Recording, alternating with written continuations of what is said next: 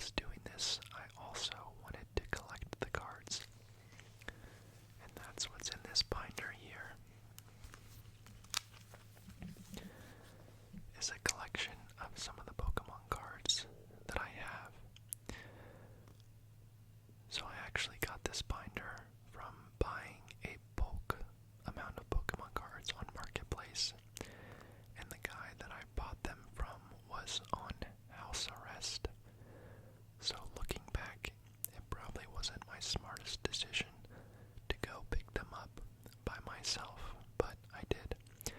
I asked to meet him at a gas station, and he said that he couldn't leave his house, so I had to meet him on his porch. But he was actually a nice guy. So in this binder,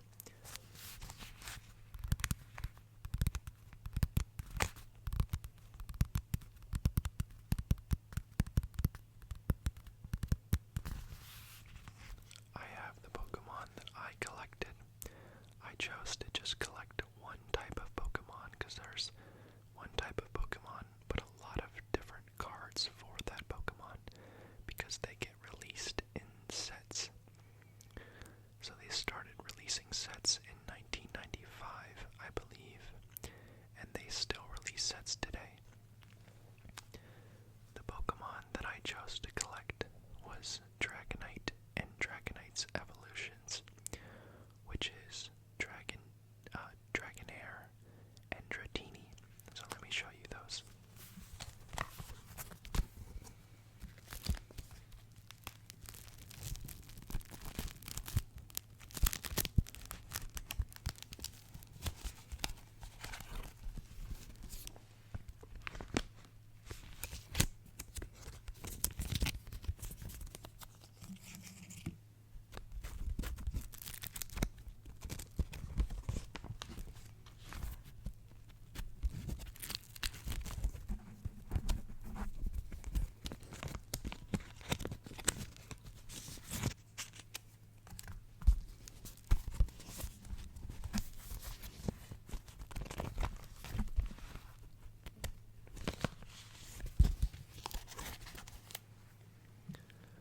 So this is a Dragonite.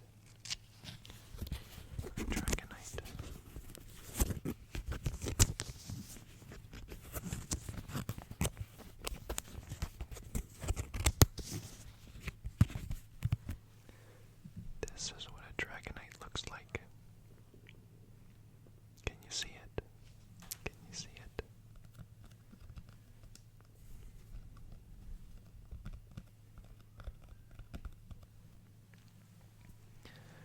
I don't know why Dragonite is my favorite Pokemon. I just think it's very cool, and I think the evolutions are also cool. So every Pokemon card looks different because, again, they're from different sets. So one way that you can tell what set a card is from is by looking at the card itself and the icons on the card. So you'll notice this is a Dratini, and right here you see that R, the black R. That means it's from the Team Rocket set.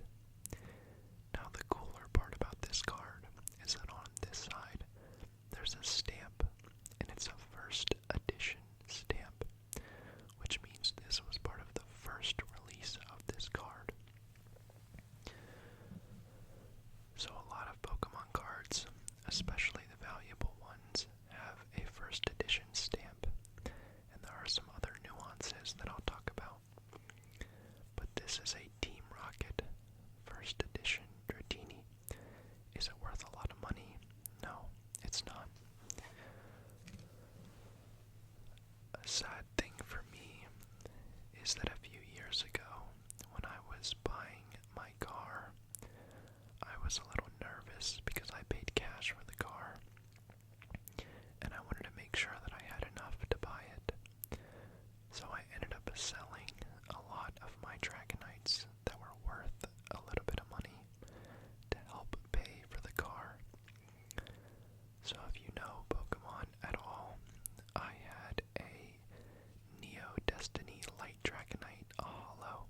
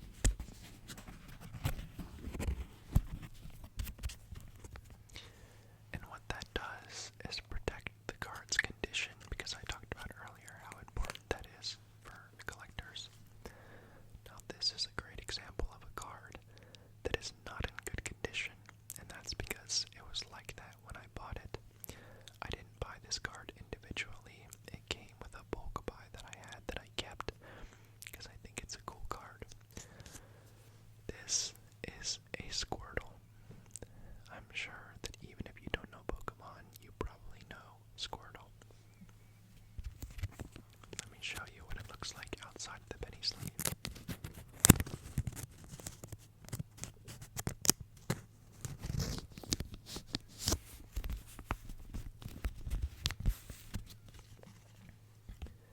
As you can see, it's not in very good condition.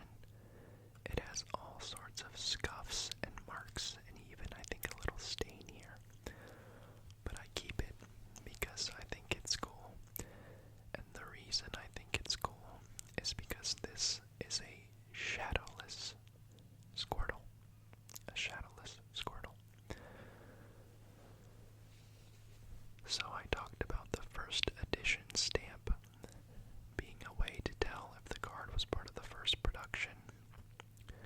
Another way that makes cards valuable is if they are shadowless. So you see on the card around the edges here how there's no shadow. Now this card is from a different set, but you can see how there's a little bit of a shadow around the card or around the icon. So this one is shadowless. Shadowless cards are old, and they're also more rare. A shadowless first edition is the most rare card. So, that's why when people are making videos about super expensive Pokemon cards, they're usually shadowless first editions, and they're graded. They're graded. This one is just shadowless. But I think it's cool, and I also like Squirtle, so I held on to this card.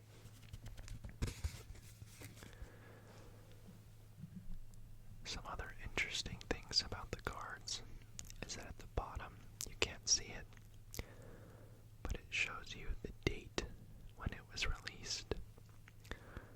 So this release was when Pokemon cards came from what was called Wizards of the Coast, or WOTC. And I believe this was part of the initial release. I want to say 1995, but it has multiple dates on the bottom. I'd have to confirm that, when exactly the date was for the shadowless non-first edition releases. But this is part of the base set. So the base set had, 102 Pokemon in it. And you can see on the bottom left, you can't read that, but it tells you what number that Pokemon is in that release. So for example, the Squirtle is 63 out of 102. So anytime you want to see which card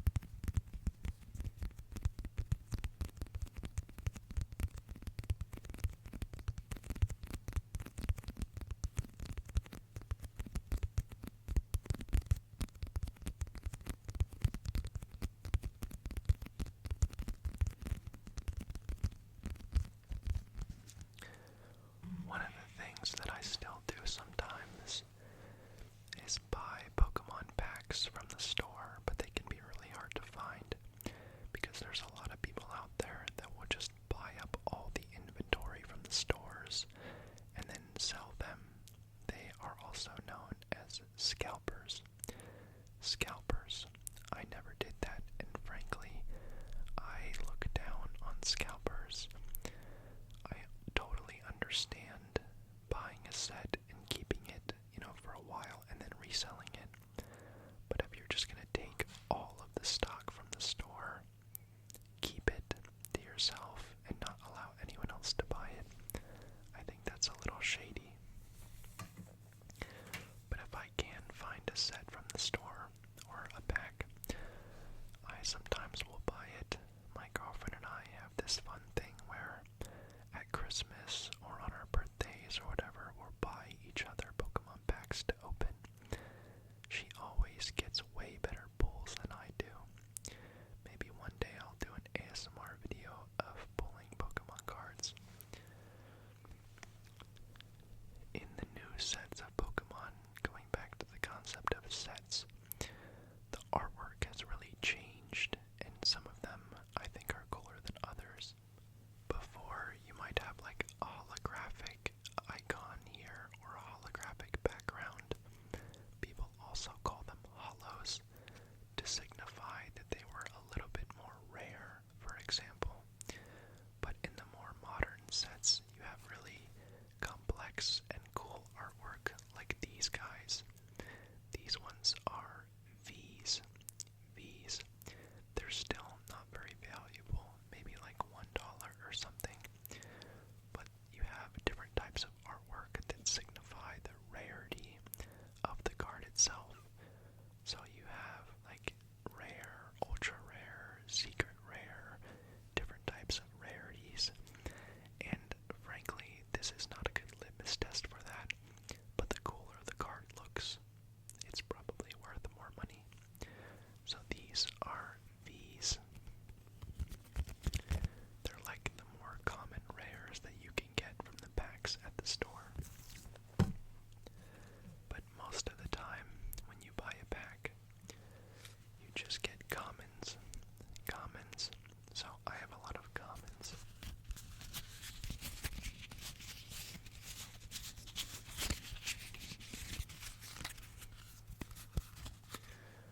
Really, the only reason to collect these is if you're trying to complete a set, or if you like a certain card, like I collected the Dratinis and the Dragonairs that were commons, that weren't very valuable cards, but it's more so the sentimental value of the card itself. Most people, when they buy Pokemon cards, will just get rid of the commons, or they'll sell them in bulk for like 1 cent a card. They're really not worth that much money. So,